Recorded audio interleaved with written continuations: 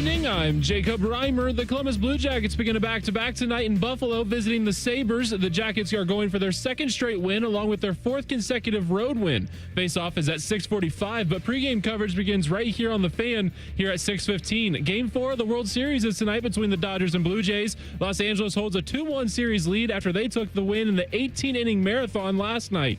Shane Bieber gets the ball for Toronto as Shohei Ohtani will take the mound for the Dodgers. First pitch is at 8 o'clock. And in the NFL, the New Orleans Saints informed rookie quarterback Tyler Shook that he will be their starter Sunday against the Rams instead of Spencer Rattler, who he replaced during last Sunday's game. This update is sponsored by Roosters. Roosters giving away 12 ultimate Buckeye experiences. Tickets, sideline passes, trips to a Buckeye first-round postseason game. Register today at roosterswings.com. Breaking sports news when it happens on the Fan, Ohio's sports destination. Bring it up for Ohio State. You've waited all day for this. Look, that team's stealing away. He's going to take it to the house. 85 yards. Down the right side going Devin Smith. Got it at the 5 and into the end zone. Touchdown. The one show that's nothing but the Buckeyes. Oh, Graham Rucker for the touchdown. Graham shoots it high on the right for 3. This is the Buckeye Show. Off and rolling here on a Tuesday. I am Brandon Beam, hanging out with my guy, Austin Ward. Reimer, back. Good to see you, buddy. Isaiah back behind you. All of these people in here for a show that's going to last 15 minutes. We're going to get you out to Buffalo. We got the Jackets. We got the Sabres coming up here at 6:45, 6:15 coverage. Austin, happy Tuesday to you, my friend. It's great to be with you. The show is now over. Okay. Thanks, everybody, for listening. I guess I should have been more concise with my words. My apologies. Absolutely. How was your bye week? Good? It was great. Weather was magical place on earth treat you all right? Weather was awesome down in Disney. I didn't yell at Liberty, so the Personal journey growth. of self-growth is well on track. Awesome time. Just refills the battery, fills the heart up. Great time with Allie and Lib. So good to be back and ready to get rolling, because Ryan Day said on Saturday, Beamer, this is a matchup game. It is a matchup game, and with everything that's going on in the SEC right now with LSU and Brian Kelly, obviously, him being dispatched of this weekend, and the way that LSU is playing this team was ranked in the preseason, but, we'll see what they do against Alabama here this week, yada, yada, yada, whatever. I saw Adam King with a great tweet saying, well, yeah, Ohio State this week is playing the preseason number two ranked team in the country and preseason national champion. So it is a big week for the Buckeyes. Austin, I know it's a quick show here tonight.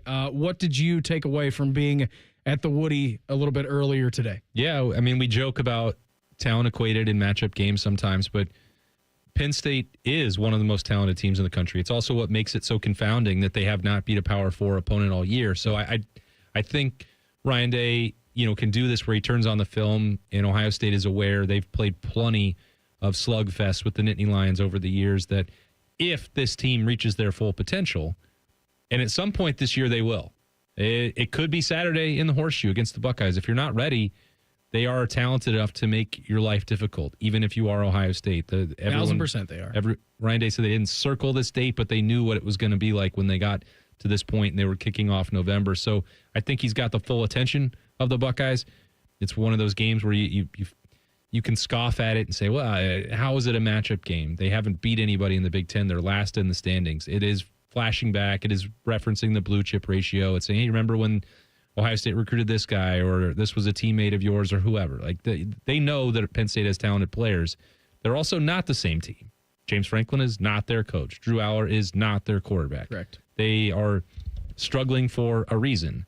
But if they put it all together, and this is their last chance to really make a statement and show this is why they came back, why there was national title aspirations for them, they're just trying to simply get to a bowl game, which is crazy to say out loud. Incomprehensible that you would be at this juncture of the season, and that's the words that's coming out of your mouth talking about Penn State, right? Like, just almost like not comprehensible at all. No, but that's they have nothing to lose. They're desperate. So I think that's part of it. And this would give them the best feeling they could possibly have this year, walking in here and delivering Ohio State a loss, right? It's all they have left. Yeah.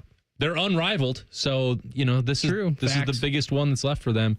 I think that's the way that Ryan Day will get Ohio State's attention. Not that that's even necessary. I think this team has done a fantastic job of taking each mission as it comes, one game after another, 1 week after another, especially coming off of that second off week. I'd be stunned if they weren't focused on taking this opportunity very seriously. The second part is that that coaching staff clearly has Ryan Day's attention. The last part, he didn't have to say this, but he was asked about Jim Knowles a couple times, and then the most direct response at the end was like, well, in this business, you try not to take anything personally, but we're human. Well, you didn't have put to one and one together there and make two. You didn't have to say the last part. And what do I say on the Buckeye Show with you every single time, Beamer? If Ryan Day is speaking into a live microphone, it is the 100% truth. Yeah. And he wasn't going to lie and be like, you know what? Just the business. I love Jim Knowles. I sent season 3 of The Wire, right? I sent him over a big basket of Halloween candy for Thursday night, Friday night. No Christmas cards, no holiday exchanges, no phone calls. It's like, yeah, it was an abrupt end. Credit to him for what he did for 3 years, saw his work. He was integral in the national championship game, but we're human.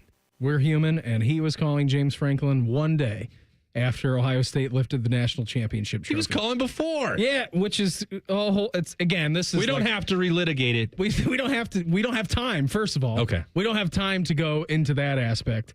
But I am excited to get to watch the Buckeyes back on Saturday. I kind of felt like empty on this past Saturday. I'm like, I don't really know what I'm doing. See if UCLA can give Indiana a game.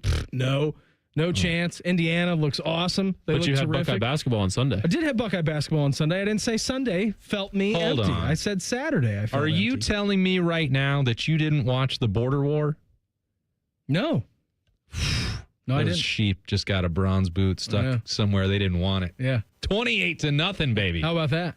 Go Pokes. How about that? Go Pokes. And I'm blanking on the name of the guy. Steamboat. Go Pokes. Go Steamboat. Look at me. Look at me go. Wyoming football fan number 2. Not as much as Austin, but I am the second.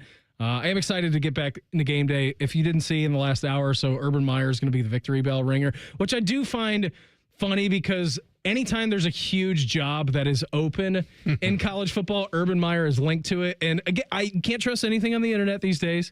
Earlier on, I was watching some video, some guys like, yeah, Urban Meyer's in central Pennsylvania. Why other reason would he be there unless he's talking to Penn State? I'm like, I don't think he'd be the victory bell ringer for Ohio State and then turn around and take the Penn State job. Maybe it is. Maybe it's a long con. I don't know. That job is open. He will be linked to it. I know that Brian Hartline is linked to it as well. Who knows what Penn State's got in their coaching search? But I'm just glad that football's back. The bye week is over, and we can actually get ready to talk about on-field things going on for Ohio State. I can't believe it. I've been covering college football for 2 decades. How willfully naive people are when because we have already reached plane tracking season for college football already in the end of October. November. But so there was. We haven't even got to Halloween yet. There was a flight yesterday, or at least there was a screenshot of one on NetJets from Columbus to Happy Valley. So, oh boy, who could this be? Are they actually interviewing the week of the Ohio State Penn State game in the middle? And I said, let's use a little bit of common sense, right?